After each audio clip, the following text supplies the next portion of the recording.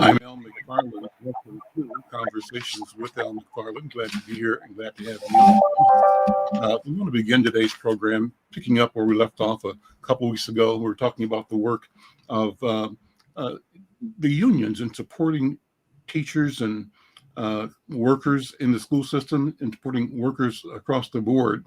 I'm pleased to continue that conversation with Sean Lawden, who is with Minneapolis Federation of Teachers, Local 59, the MFT 59. Sean, good to see you again, my friend. How are you? Great. Good to be here. Thanks for having us back. You know what I don't have on is my earbuds. Let me do this. All right. And we're going to be joined momentarily, I believe, by Reverend Brenda Johnson. But let me start with you. You guys have a full plate coming up in the next few days. What's on your agenda? What's going on with labor? Yeah, absolutely. We do this Saturday. Our union, the Minneapolis Federation of Teachers, which represents both our licensed and non-licensed folks. There are about 4,500 of us, education support professionals, teachers, counselors, and the St. Paul Federation of Educators, who also represent that group in St. Paul. We'll be hosting a joint rally in March at 11 o'clock. We're going to be meeting up at Minnehaha Park at the Wabin picnic area. We're pleased that Attorney General Ellison and Congressperson Ilhan Omar is going to be joining us, and we'll be also having some of our members speak to the issues that we have at the bargaining table and the struggles that we've been having trying to bring our districts to the table to get agreements around some priorities that we have. And, happy to talk about that. The top of it is living wages for our education support professionals in both districts. We've talked a little bit more about that, but we've got that going on. And then here in Minneapolis, our unions have also authorized strike votes, and that will be occurring next week. On the 17th, we'll hear more about results where the voting will happen with our members, and that's really our next week. That's that full plate you were talking about.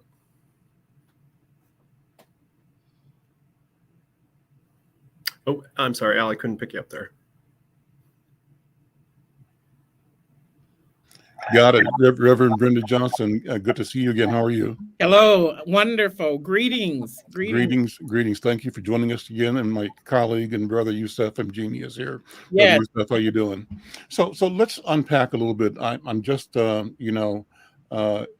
to have both of you here to explain to our viewers and listeners the challenges that the profession, that workers are facing, and why you've taken a strike vote in Minneapolis, for example, and what outcomes are associated with the negotiations that the rally on Saturday supports. So maybe Sean, go into that again, and then Brenda, jump in. The two of you just sort of walk us through what the critical issues are. Youssef, jump in with questions whenever you want to. Particularly interested in the non-salary issues that you're bargaining. Yeah, absolutely. So I think that's a good segue. So our folks who are education support professionals, we're actually not salaried. We are hourly workers. Our folks who do critical work are told all the time by parents and families, administrators, teachers. I was at a site the other day. A teacher was saying, if one of our licensed staff is out, we'll be okay. But if one of our paras is out, we don't know what to do. Right. That speaks to the impact that our folks have every day in the classroom and making sure that our students have what they need to be as successful as possible.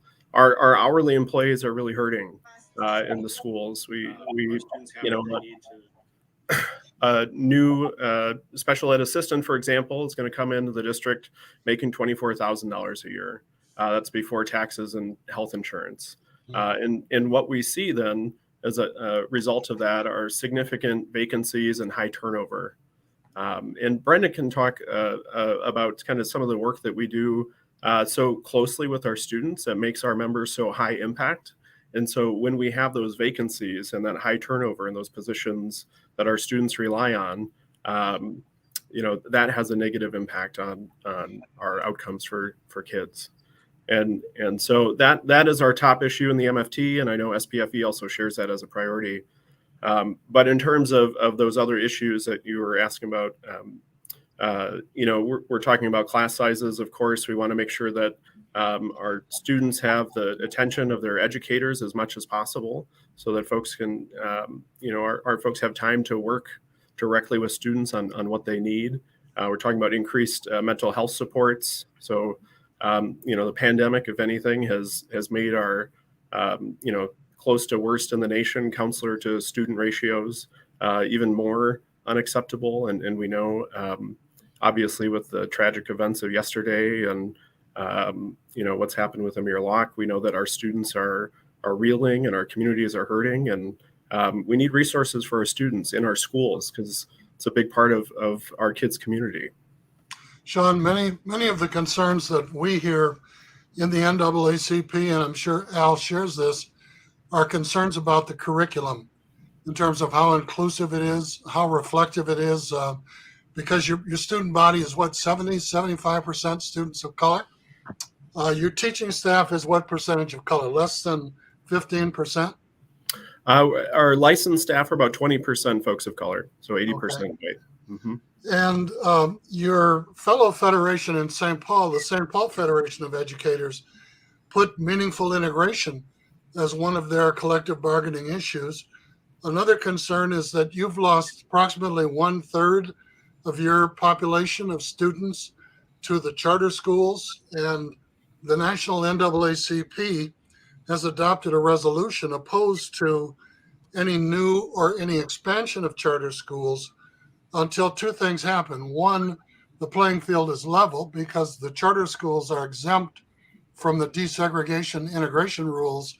Two, the charter schools are less transparent and accountable than the public schools, because if people have a problem with policies of Minneapolis public schools, they can vote the board members out of office. They can't do that with the board members because each charter school is its own independent school district, yet they get property tax dollars, they get referendum dollars, they get special ed dollars that comes right out of the budget of the Minneapolis public schools.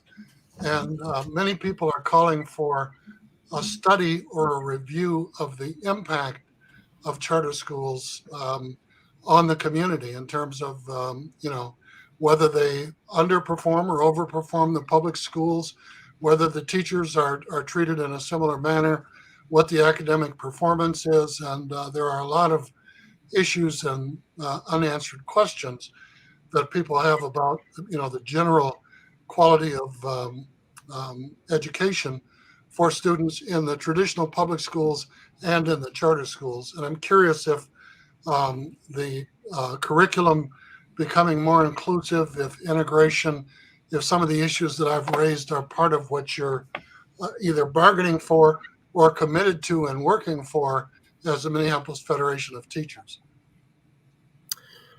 Yeah, good questions. So certainly we're, our local is been joined up on different coalitions to help move that work. There's work being done right now around the social studies standards at the state of Minnesota, and our statewide union has also been active in that and making sure that we're supporting curriculum that reflects the reality of history, and to make sure that we're really teaching what has happened in our country and how we've ended up where we are.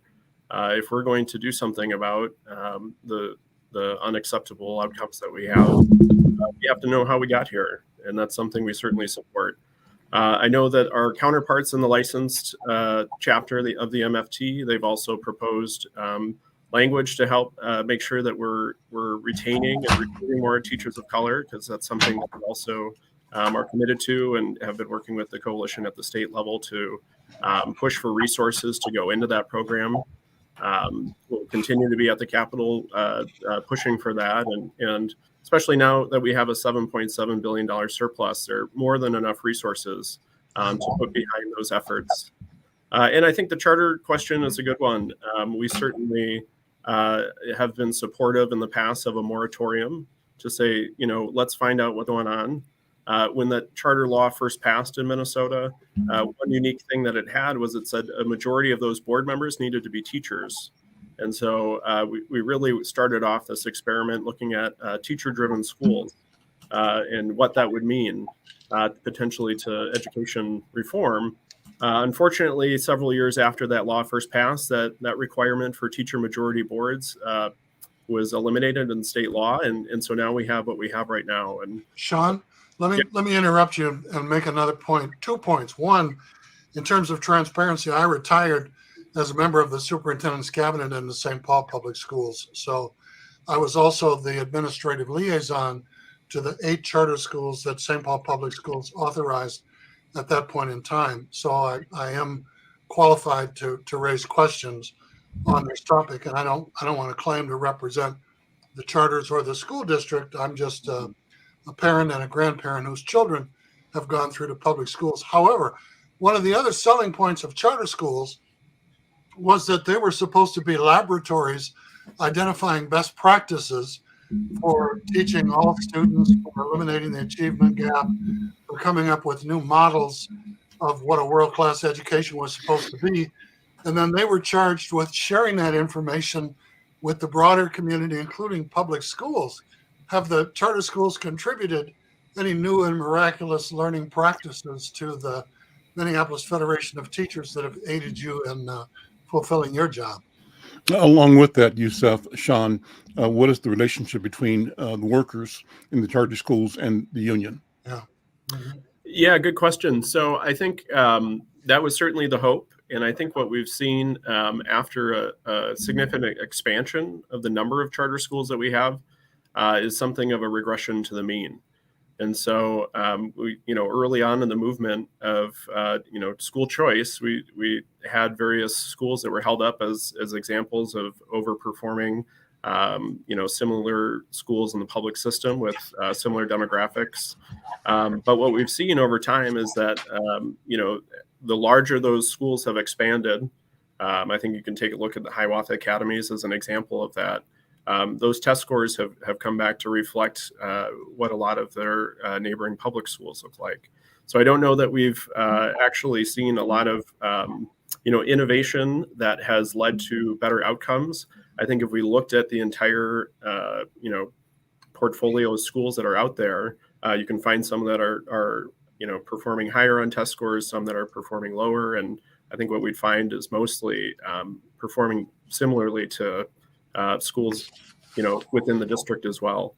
I think the thing that we can learn about, our colleagues who are working in the, charter schools is that there's a reason that folks are choosing to leave the traditional public school system. And I think we've got to really dig into that and say, why is that the case? They're having bad experiences in the public schools.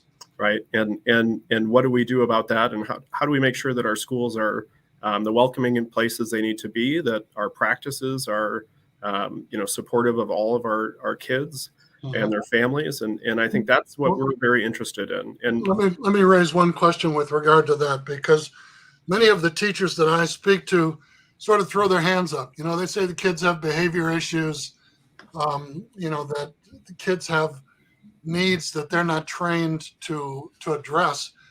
And they fault the teacher preparation institutions in not adequately preparing the students to have an inclusive learning environment, to learn de-escalation tactics, to really relate to the families of the students, because Hmong parents won't go into a building unless they're invited, unless they feel welcome. They'll come and stand in the lobby.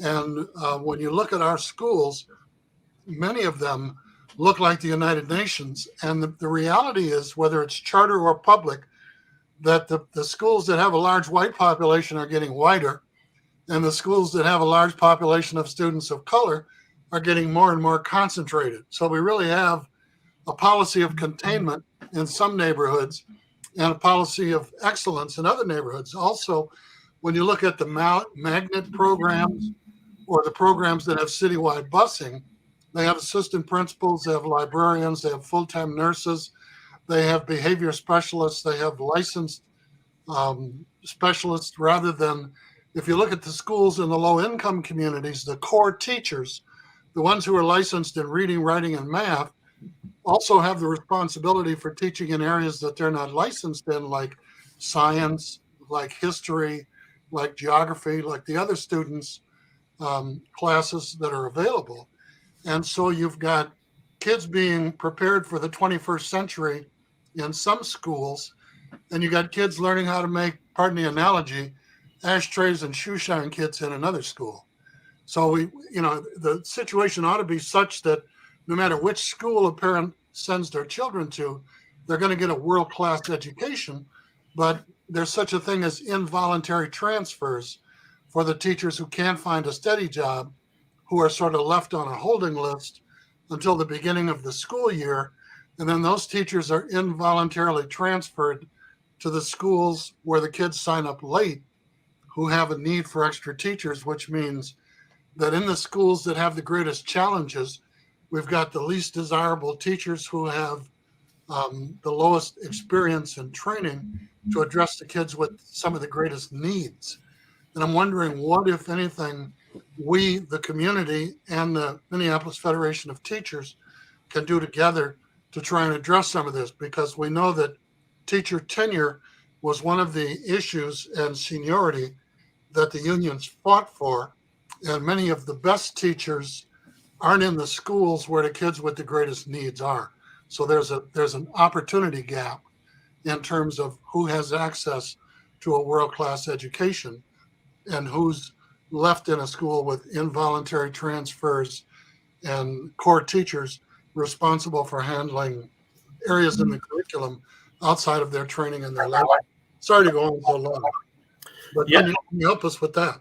Yeah, those are, I think, great points. I think one, what I want to talk about first is just the this idea of core programming or equal access to great programming throughout the district. I think one thing Minneapolis has tried to do through its comprehensive district design is to say, for example, that the district is going to guarantee instrumental music in every elementary school for every fifth grader. I think that's a step in the right direction. We should be looking at that. The board has slowly over time tried to implement what it's called predictable staffing to help alleviate some of that. I last worked at what's now called Ella Baker, previously was Jefferson School in Minneapolis, and that's 95% plus free and reduced lunch. We were highly segregated, less than a mile from the most expensive homes in the state, and nearly an all Black, brown, and indigenous school. And what I saw happening with the way that we choose to budget in Minneapolis, and we still have to get at this, is that we say the school is the unit of change, and so it can decide how it wants to staff its building. And that sounds good, I think, in theory, but it leads to exactly what you're talking about, Yusuf, in which schools like Ella Baker, who have a concentration of homeless and highly mobile students, who have a concentration of newly arrived immigrant students. ELL, special ed, learning Absolutely. disabilities. If you tell that building, go ahead and spend your dollars the way you want, they're going to cover those core absolute necessities. And what They that have to. looks like is we need another social worker, we need another counselor, we need more ESPs to help teach kids about staying in class and how to cope and how to do those things that our members do. So I think that's a really flawed thing that we've got to get at in Minneapolis. We've got to pull back on that idea that we're gonna say that school is going to make that decision. I'll just give you one example of what that looks like in practice. Prior to the district changing that idea around instrumental music guarantee, we had a principal when I was there who was trying to build up a band program. Principal was there the entire time I was there. You sell families on these things, right? You say instrumental music, come on, we've got this great program. We had our principal leave the very next year. There was a new initiative in the district around social emotional learning. The new principal scrapped that band program and decided to staff around social emotional learning because that's what the district priority was. That decision at that school level by the administrator, because that's how we've decided to fund our schools and to staff our schools, is an example of challenges. Yeah, one of those challenges, and something that the board can do something about and say, we're going to decide that here's the Minneapolis promise. You go to elementary school in the Minneapolis public schools, and this is what you're going to get, to try and get at that, I think, issue that you were talking about. Now, the other piece, what I would say is when I was at Jefferson, we were a school with a lot of new teachers, and those folks were great educators and loved being passionate, committed. Yes, absolutely. And so I think, you know, one of the things that we see, though, is folks have a hard time staying in those schools because of the challenges that are presented. Sure. And so it is difficult to be in a high stress environment all the time, having that experience. And so we know our kids come with a lot of needs, and those adults in those buildings are doing their best to meet them. And so I think the other side of this coin is we're sitting on a $7.7 billion surplus in this state. And right now what we see at the legislature is unemployment insurance bailout for the largest, wealthiest corporations in our state is sailing through. And, you know, we don't hear much about funding education. And, you know, that's another part of this that we also need to get to. But I do think there are some things that we can do looking around. You know, are there ways that we can move our teams of teachers who may want to move from a building to another building? Are there some things that we can do to provide for that?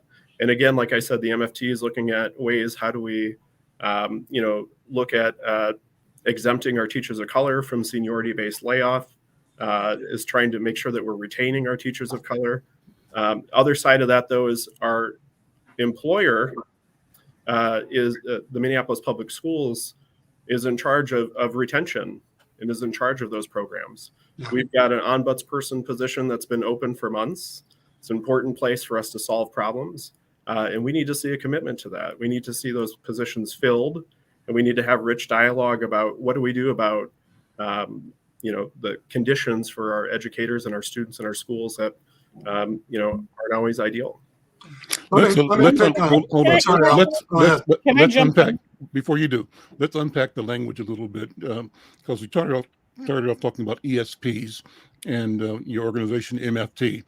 It'd be useful to clarify what that role is. What is the ESP, and how the actions this weekend are specific, as I understand it, to the ESP workforce in St. Paul, but also specific to the negotiations and strike consideration in Minneapolis a little down the road. So what is that? Brenda, I believe, Reverend Brenda, you are an ESP, is that correct? Right. And so talk about what that is and what that is. I'm having, yes, what that is relative to the regular teachers that we know. Absolutely. I think we kind of got off the beaten path, but let me just clarify something. I've been in this game called education now for a long time. The assumption is that if you come into this arena called education and you're not a counselor, you're not a social worker, and you're not a teacher, the assumption is made that you're going to, if you become an educational support professional, the line will be that you will become a teacher. What I found out that line is not necessarily true. What we're dealing with here, Brother Yusuf, and we're dealing with something called respect. Respect for the work that's being done to support the child holistically. And when I talk about that, I talk about the truancy worker. I'm called a student success program assistant. My job is to work with the community and families and students inside of the jail. I'm here in the juvenile jail. So under our bargaining, there are many classifications for educational support professionals. We're dealing with two things. Not only are we dealing with the pay, but to make sure that some of the young people that are now coming into this field, they don't want to be teachers. I have a background in journalism. My stuff is in mass communication from Southern University in Baton Rouge, Louisiana, a long time ago. I came into this field because there was a woman who believed and saw something in me that I could make a difference on a broader scale. I came into the district as an advocate for children and families with developmental disabilities. My aunt, who was an area superintendent at that time, pushed me to apply for that job. Her name was Dr. Betty Jo Webb. Look out. She said, yes, she said. She was a real soldier too. Yes, and she said, apply for the job and let's see what we can do. Then when I applied for the job, the person sitting on the other side of me believed in this thing called special ed, and you would be a great match. And it was Gerald Hickman, and then it was Gary Warrington. So I came up under some soldiers. And then Real ones. I know all three of them. okay, and then after that, I was so dynamic, not me, but a work of God, when we're getting our children and families to understand about special ed and what that meant to be in, to be out, to come in. Then there was somebody that came into my life by the name of Larry Lucio. And Larry Lucio became my mentor. He was the first principal. Know him as well, from the west side of St. Paul. Absolutely. Sure. And he had a belief, he had a counseling background, became a principal. Then he took me to Edison High School. We believed in supporting the child holistically. Here I am, not a classroom teacher, but I am because I had 2 children of my own. But to support the child holistically, my job was we created a family resource center inside of Edison High School. And how many schools have a Brenda Johnson? How many, Sean? Not many. Well, we've got family and community liaisons throughout the district to our members and doing all kinds of good work.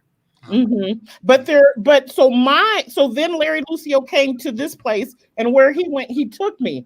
So I am here in the jail, which is supposed to be our last stop, right? Yeah. But we graduate kids more than I'll put us up against any high school in Minneapolis. We're graduating our kids. We don't care about you. We know that there's been a bump in the road, maybe 1 time and 2 times you've become visiting, right? Not totally incarcerated. Maybe several times. Yes. And so we believe in that. It's very, very important that you either get your high school diploma or your GED, and then that you have a road for either a trade, right? Or to go to college, because we know that you're not going to be incarcerated forever. So, and in the interest of transparency, my sister-in-law worked with Larry Lucio, Juanine, and my brother was one of Brenda's co-workers in the system. Yes. So I know about the tremendous work that takes place in certain areas of the Minneapolis public schools, and I don't want people to think that I'm only a critical. I think a critic has to do 3 things. 1, you have to point out what the challenges and opportunities are. Absolutely. 2, you got to provide options and alternatives. And 3, you got to talk about what you're prepared to do to help. And I think that all of the people that you listed are the helpers, because Gerald Hickman and I go back many years, took golfing trips together. And you mentioned Gary, who was another soldier. Warrington. He was not a man of color, but he believed in public education. Many of us stood shoulder to shoulder with Betty Jo Webb on some very significant issues in and out of the school district all over Minneapolis, and many of us would lay down and go to blows for Betty Jo Webb, because she had high expectations for all of the schools, for all of the programs, and for all of the kids that she was associated with. My only regret is that we didn't have more Betty Jo Webbs in the Minneapolis Public School Administration, because she spent a lot of her time doing battle with the school system to improve conditions for staff and students and teachers and families. So there is good work going on. And I think North High School is an example, because for many years the board wanted to close it. Absolutely. It's now on the rebound, and they're bringing community professionals in. I know that Mahmoud Al-Kati is one of the people that they've brought in to introduce the students to African and African-American history. So there are good things happening.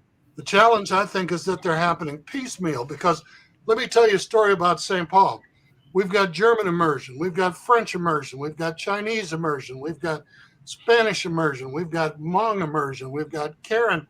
We've got all these specialty schools to try and slow down the leakage to the charter schools, because the charter schools can say, hey, we're a black school, we're a Spanish-speaking school, we're a Asian or Hmong school, or whatever it happens to be. And the public school district does that for everybody except African-American kids, because the question we're raising is, what is the pathway to excellence within the St. Paul public schools at K-5, at 6-8, and 9-12 for African-American students? Because African-American students have been in this district since 1850s, okay, and still don't have a pathway to excellence other than a policy of containment. We're going to close Obama, we're going to close Jackson, we're going to put those kids in Maxfield, which is already 98% black. We're going to close John A. Johnson and put those kids in Vento, which is already on the underperforming slide of the scale. So we have a policy of containment when it comes to kids who live in low-income neighborhoods. And when you take the free and reduced price lunch kids, the ELL kids, the special ed kids, the special needs kids, and some of the behavior issue kids, and you stack them like cordwood in a building, but those kids don't have access to the same resources as the magnet schools that have citywide transportation, that have all of the licensed specialists and parent educators, then you've got a formula for, a self-fulfilling prophecy. So Sean and Brenda, what's the relationship between the advocacy you do on behalf of the frontline workers, teachers, and the education support professionals and others that are represented by the union? How does that play out for each of those categories, and how does it play out differently? And from the parent or the community point of view, the advocacy you seek sometimes is probably improperly regarded as self-interested for workers without due attention or without really caring about the income or the outcomes for the children, the students. I believe that's not true, but I think that's out there. So how do you navigate that? Yeah, I think it's a great question. So I think we want to be straightforward and make sure that folks know what's happening. When we talk to our licensed colleagues who are teachers, many of them don't realize how little our folks make. And what's been really heartening and powerful in the last 6 months is to see how many teachers have said, absolutely, that's our top priority. I know Brenda, I know Sean, I know Katina, I know Katrinka, I know Mariah. I couldn't run my school without them. And if they're making $25,000 a year before they're paying for their own health insurance, that means they're not going to be in my school for very long because they can't afford to stay. And we've got to do something about that. And so what we've said is that hourly employees in the schools need to make $35,000 a year starting, and we've got to figure out a way to do that. We've got to make that a top priority, because when we talk about having educators who look like our students, who live in our community, who share those experiences, the majority of our educators of color are ESP. And to Brenda's point, the district, when they come back and say, oh, well, we've got to grow your own program for folks, well, that's for a dozen people at a time. And we need 1,300 non-licensed folks in our schools doing this work consistently. And I think families and students want to absolutely know who those folks are and want consistency. When I was at Ella Baker, we had a behavior dean whose job it was to help make sure students are getting back to class as soon as possible. Mr. Safi, who was an East African gentleman, had a young family. He said, look, I thought I could make it work, but I don't work 8 hours a day. I work 6 hours a day. Multiple pay periods over winter break. I don't get paid except for 4 paid holidays. I take 6 days unpaid. There are multiple non-student days. I just can't make it. And that means, he was telling me a story walking down the hall with a student, and he was saying, you can share with me what's going on. I'm here to help you. I want to be a resource for you. And his student looked at him and said, Mr. Safi, you're not going to be here next year. And that's the impact. So we know we need ESPs in our building. We know we need reliable, trusted adults in our building, but we can't pay those folks poverty pay and expect them. Poverty wages. Let me just interject again. And you asked the question, brother Mgeni, about, I have to keep going back to this because this is what I know. We are at a level of respect for ESPs, that this is a profession. Just like I said, we have sign language interpreters, we have truancy workers, we have school success program assistants like myself, we have one-to-one special ed aides, we have one-to-one educational support professionals that provide support to the medical fragile children, behavior at Harrison and Transition Plus, and some of those, and here where I am the only one.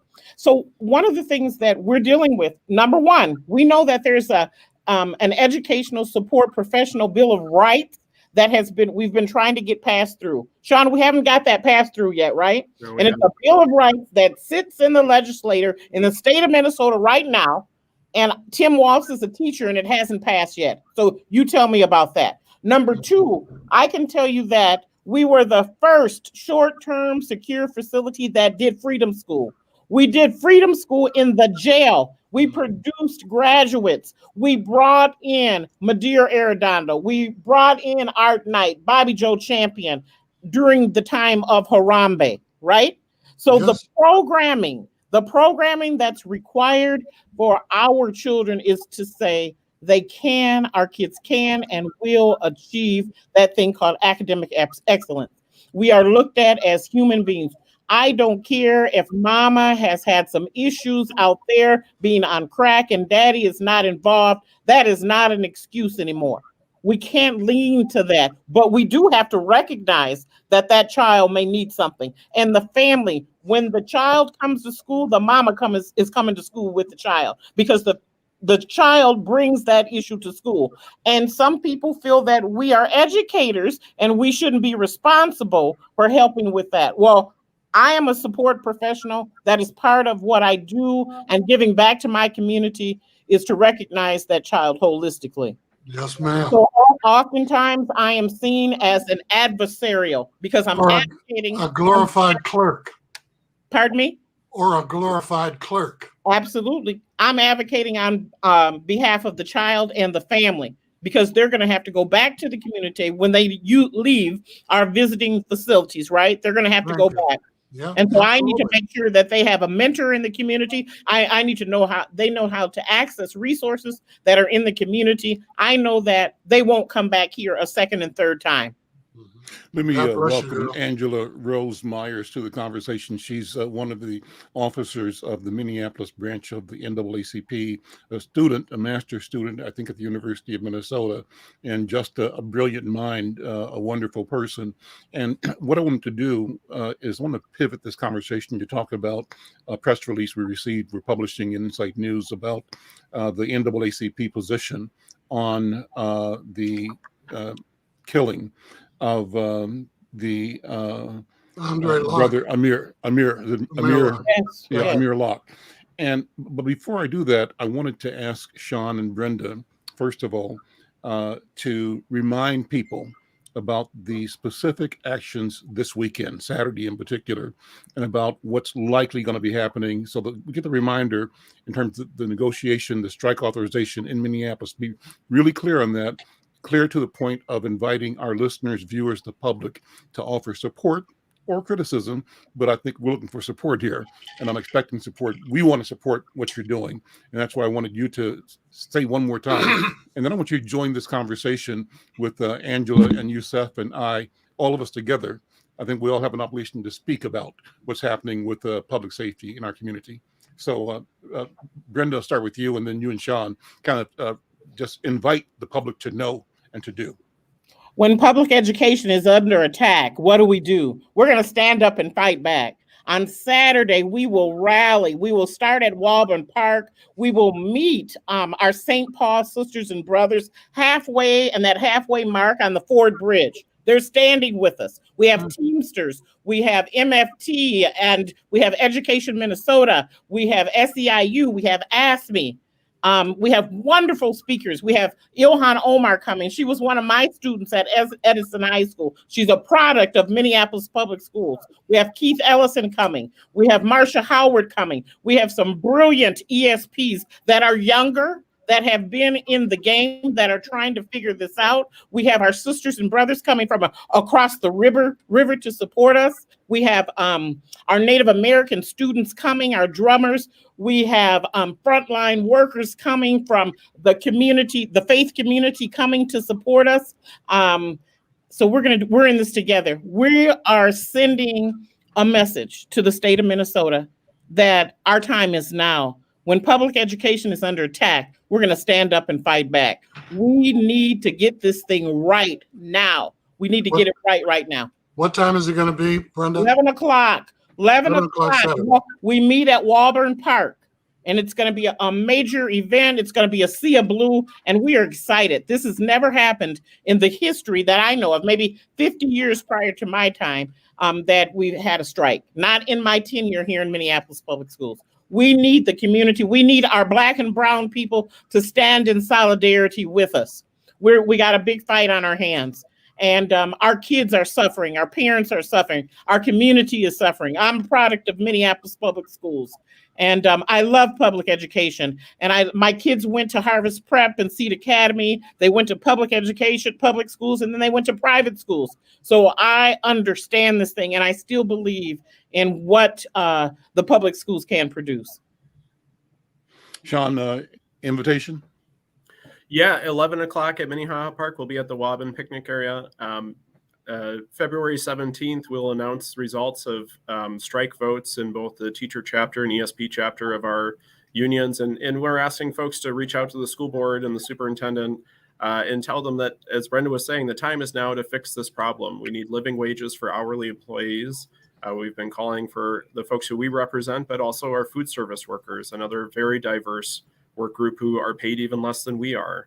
And it's unacceptable. And our students see how our district is treating our workers in school, our workforces who are a majority folks of color. And that sends a very clear message. I believe very much that if you're willing to treat one person within the schools a particular way, you're willing to treat anyone that way. And I think that's what we really got to get right. We've got to say, this is what we need to do right by everybody in our system. Sean, for the people who live in St. Paul, can you tell them where that picnic area is, the assembly point? Yes, we'll be. So it's in Minnehaha. It's kind of over by the VA portion of Minnehaha Park. 46th Street, I think will take you there. Yep, yeah. Waubun Park, the picnic area. Yep, and follow the signs there, and we'll all be meeting up over there. Good, thank you. And just want to real quickly say as well, you'd mentioned North High. I mean, our students at North High providing leadership in our city, moral clarity with the sit-in that just occurred. I mean, I think we've got so much incredible work that's happening, and our young people are leading that, and we appreciate that. Yeah, absolutely. I'm Al McFarlane. This is Conversations with Al McFarlane. Thursday, we talk with usually a team of lawyers, but community leaders, fascinating people, and today is no exception. And I want to sort of pivot right now to bring in the voice and ideas of our friend Angela Rose Myers. Angela, unmute. How you doing? Good to see you. And I'm just interested in your comments right now on the moment. You can refer back to the education issues. I know that you're versed in the challenges of public education, public policy, but the thing that's on all of our minds right now is this spate increase of both violence in the community and police violence against Black people. And particularly, we're all focused on the shooting of Amir Locke. We've got a story coming up in our Monday edition. AZ, you can bring that into the screen, share my screen, I think you can. I've got the cover up of the upcoming edition of Insight News. And let's talk about that. Yusuf, jump in, talk about it. One of the lead stories in this upcoming edition is the press statement by the Minnesota state chapter of the NAACP. And Yusuf, you and Angela might want to present those concerns. So I'm going to turn. Go ahead.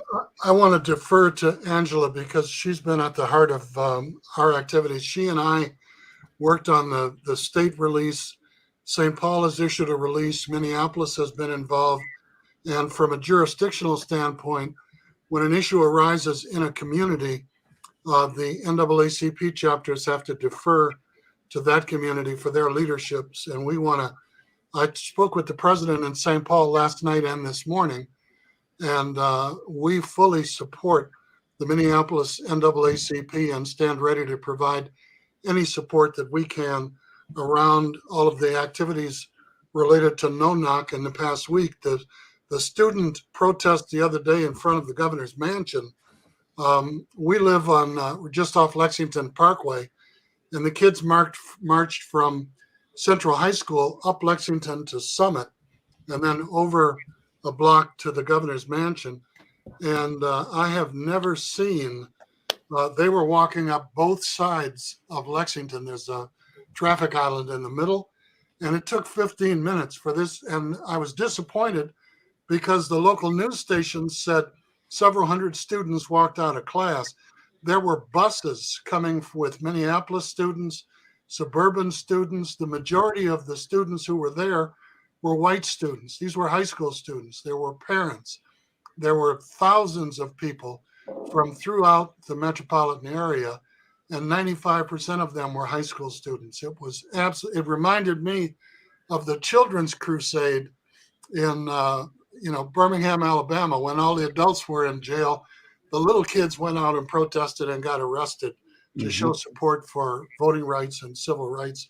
So I want to defer to Angela, because Amir Clark was murdered in Minneapolis by the SWAT team. Amir Locke. Amir Locke. Thank you. I'm sorry. What did I say? Clark. I'm getting old. I'm thinking Jamal Clark, and there's just so many people. It's kind of hard to keep up with them. But there seems to be a plethora of them in Minneapolis, not just George Floyd, but on and on and on, and in the Minneapolis suburbs. So we've been fortunate in St. Paul in that respect. But Angela, why don't you take point on this issue? Yes, and it is so disheartening to live another day and another week knowing that another Black man has been murdered in our city that we hold so dear, in our community, right? And, you do have to stop and think about all of the stolen lives that have been lost to police violence, misconduct, brutality in the state of Minnesota, even. And one of the areas that we are looking into in stopping the police raids of private citizens, of people's homes, is looking at focusing in on a policy solution for no-knock warrants. So this is just one aspect of a larger paradigm of trying to stop and prohibit police brutality, but then also the paradigm of police accountability, right? And so no-knock warrants currently, as stated, are essentially warrants that police go to the judge. They can go to a judge and get a judge to sign off on this warrant for reasons of, maybe suspected investigation of a homicide or drugs, things like that. And so historically have been used in kind of this war on drugs, war on crime, for police officers, specifically SWAT teams, to enter homes and quote unquote high risk situations, right? And what we've seen is that these no-knock warrants have disproportionately been used on African Americans, right? And on Black folks' homes. So when we're talking about no-knock warrants and banning no-knock warrants, this is a solution to a specific issue. So Amir Locke, who was murdered last week, killed last week by the Minneapolis SWAT team. The Minneapolis SWAT team had entered his home on a no-knock warrant that had been signed by a Hennepin County judge, right? And it was in entering, not his home, but the home that he was staying at. And it was upon entering, after 9 seconds after entering, they woke him up and then also shot him. So from the body camera footage that was released last week, you could see that he was, curled up in a blanket, a large duvet blanket. And he was trying, just slowly getting up. And he did have a gun that he was licensed to carry in his hand. And that gun in his hand, his finger was straight, not in the trigger, but straight next to the barrel, and the safety was up.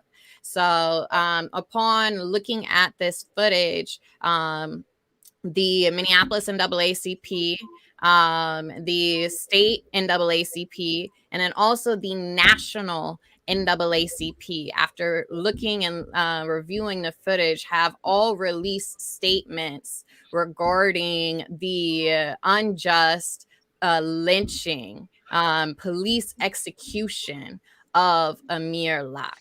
And so one of the ways that the NAACP functions is attacking policy solutions. So there's a lot of solutions. There's a lot of community work. There's a lot of work in general that needs to go into fixing the system of policing that disproportionately impacts Black people in our country. And one of the ways that the NAACP finds its power and enacts its power is through policy work, right? And it's through the politics kind of policy government arena. So this is something that is specific, right? And with that, the national NAACP called for the firing of the officer, as well as the local NAACP in the state. But the state NAACP, in calling for accountability, also calls on Governor Walz to immediately undertake the following actions. The direct every police department in the state and every state law enforcement agency to suspend all use of no-knock warrants pending a determination by the Minnesota Board Peace Officer Standard of Training as to whether or not the no-knock procedure is appropriate use of police power. And then the second is to direct the post board to hold an emergency session under its regulatory powers and immediately declare the use of no-knock warrants is not an allowed police procedure in the state of Minnesota. And then the local NAACP, the Minneapolis NAACP, were again demanding that the officer who killed Amir Locke be terminated and their police license be revoked immediately. And we demand a permanent end to no-knock warrants in Minneapolis, as well as a full review of MPD police tactics that perpetuate harm and violence in our communities. Really calling on the demilitarization of tactics and procedures of MPD, and a real review and a culture shift needs to happen. So I personally am working on the public safety work group with the mayor's office that was commissioned by Mayor Fry. And we did have a meeting recently, and this was the major headline. So the mayor's office did call in DeRay Meckinson and Campaign Zero, and they went through a rubric that you can find on Campaign Zero's website that rates MPD policies when it comes to no-knock warrants a 5 out of 15. So you could get 15 points saying that it's a real no ban. It's a real ban on no-knock policies. Whereas what had been purported to the citizens of Minneapolis was that there was a ban on no-knock warrants in Minneapolis last year, but the policy actually rated 5 out of 15. That is below an F. Right. And so that is something that DeRay, the public safety work group, the mayor's office is seeking to rectify. And this is also under acknowledging Minnesota state policies as well. So, actually St. Paul did get slightly better rating with a 6 out of 15. But of course, this is what is written in not just a review of practices. And I should point out, Angela, that St. Paul has not conducted a no-knock warrant since 2016. Exactly. So it's been 6 years. The policy of the chief of police is that they announce if the parties don't come out, they send in a robot, with a camera, and then they act from there. They don't go in on a no-knock basis. Yusuf, I put in the chat here, I'm asking you to continue the program. I've got to leave for a prior engagement in about 1 minute, but this is an important conversation. I want to thank Brenda and thank Sean and thank Angela for your explanation, but always thanks to my colleague and friend Yusuf. And Yusuf, if you don't mind, Not at all, continue brother. this conversation until we exhausted at the end of the program. And I want to say thanks to all those who are viewing and listening. Let's stay connected. I'm Al McFarlane. Yusuf, I'm passing the microphone to you. Thank you, brother. I want to commend Sean because the schools were very supportive of the students participating in the protest at the governor's mansion. The St. Paul Police Department was also very cooperative in terms of traffic and safety, and there were no negative incidents. There were no problems. There was no property damage or anything like that. And I believe that 85% of the participants in that protest were white students and parents. And I just want to say that that really says something about our community coming together to express in a civil fashion their outrage at the murder of Amir Locke. And I want to commend Angela and the leadership of the Minneapolis NAACP because the national office issued their statement on Sunday, National NAACP. The state and the Minneapolis office and St. Paul worked on the state statement, which came out later that day. Minneapolis worked on their statement, and St. Paul has since come out with a statement in support of the Minneapolis NAACP and expressing our outrage at the death of Amir Locke. And everyone at this very moment, and Angela, you may be able to comment on this, the mothers of citizens who have been killed at the hands of the police have marched to the state capitol and are conducting a protest over there in favor of legislation, because the governor has said that if the legislature, which we think is kind of a weak position, if the legislature adopts no-knock legislation, that he will sign it. He ought to insist on it and work through the post board and through the party leadership in both chambers to get it done, because this issue, NAACP, and I'm first vice president of the state NAACP, of which Angela is also a member, and I'm on the executive committee of the St. Paul NAACP. When we had the special legislative session last summer, we called for a ban on no-knocks, and we also raised other concerns about public policy issues related to public safety and policing. And the Senate, and along with the House, basically tabled all of our recommendations in favor of the watered down bill that they were able to pass. And they seem to be more interested in codifying the police than they do in addressing public safety from a standpoint of the citizens of Minnesota who pay their salaries. But I did want to commend the public schools because they were very supportive. We've got 2 minutes left before the end of Al's program, and I'm not going to say anything, but I want to invite the three of you to share any comments that you have on the topics today, either talking about the ESP strike and the labor negotiations for the Minneapolis Federation of Teachers in Minneapolis, or Angela, on behalf as an officer of the Minneapolis NAACP and someone who's been at the forefront and integrally involved in this issue. But Brenda, Sean, any closing thoughts? Sure. I would like to say that I'm saddened. I too have a beautiful Black man that stands 6'3", and yes, I'm afraid to be the change that we want to see. Yes, I have started a nonprofit that deals with the relationship with the Black community and the police departments. It's called The Shift. So I not only am I involved in the work of education, but now we have to educate our police officers on who we are as a Black people, that we are human and that we exist. There is a way, the no-knock warrant, what's next? If we find the policy within that, we change the policy, the legislation, what's next? I fear, I'm a native Minnesotan, born and raised here, went to school in the South, came home, got married. I am outraged Every Black parent should be outraged about what is happening in this Minnesota nice. It has reared its ugly head. The serpent has spoken, and we Black and brown people have to stand and do something about it. Thank you, Brenda. Sean? Yeah, I just echo that and say our union has, taken positions on question 2, which we supported. We need a transformation of public safety in Minneapolis and in Minnesota. It is broken, and I'll leave it at that. And okay.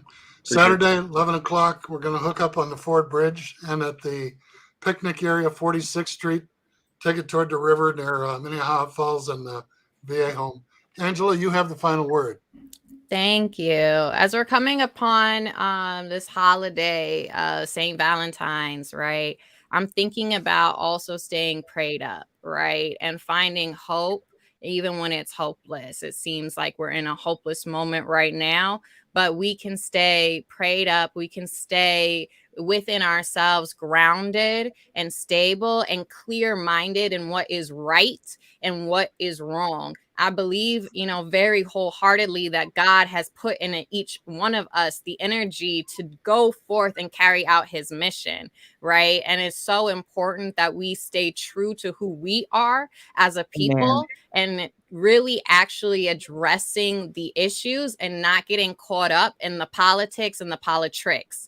Right. And so that's one of the things that I'm thinking about today is this compassion that particularly as we come upon Valentine's Day, a bigger love, an agape love, a love of our people, of our community, and of a future that we know we can create. Right. And so that's what I'm thinking about as well as I'm reading a book called Blessed Anastasia, which is the saint in Brazil and, this enculturated mass and things like that. So I'm Catholic. And so that's one of the things that very much interests me. But as we go forward, one of the parts that unites us all is this human compassion and acknowledgement of human dignity. And we have to continue to walk in our power to fulfill that promise. Brenda, Sean, Angela, thank you very much. Thank Remember you. the book, The 1619 Project. Yes. On behalf of Al McFarlane, on behalf of AJ Karsten, our wizard behind the screen, thank you, and stay safe and God bless. God bless you. Thank you, everyone. God bless. Bye-bye.